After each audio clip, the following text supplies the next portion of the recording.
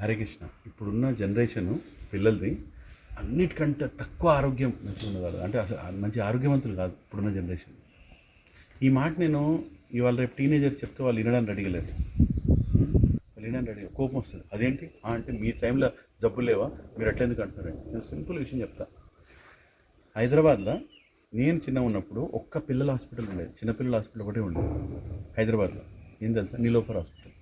చిన్నపిల్లల హాస్పిటల్ అంటే నీలోఫర్ హాస్పిటల్. చిన్నపిల్లల హాస్పిటల్ తీసుకోకపోయేవాళ్ళు. పుట్టిన తర్వాత నేను 23 ఏళ్ళు వచ్చేంత వరకు హాస్పిటల్ పోలే. జ్వరం వచ్చేందుకు అప్పుడు పోయినా. ఇవాళ రేపు రకరకాల జబ్బులు వస్తున్నాయి పిల్లలకి. ఎన్ని హాస్పిటల్ వెళ్ళలేదు తెలుసా? పిల్లల హాస్పిటల్ వందలు. హైదరాబాద్లో 1000 హాస్పిటల్ ఉంటాయండి లెక్క పెట్టకుండా.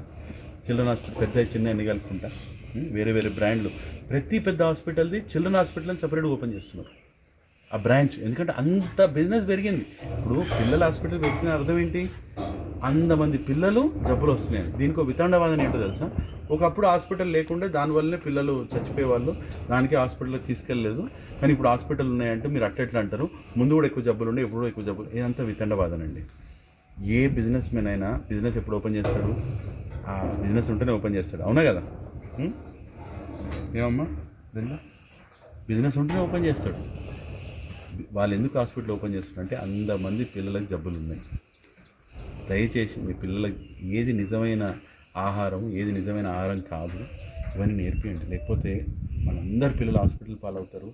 ఆరోగ్యం లేని జీవితాల్లో ఏం సుఖం లేదు. ఎన్ని డబ్బులు సంపాదించి ఎంత పెద్ద చదువు చదివినా దేని పనికి రాదు. హరే కృష్ణ.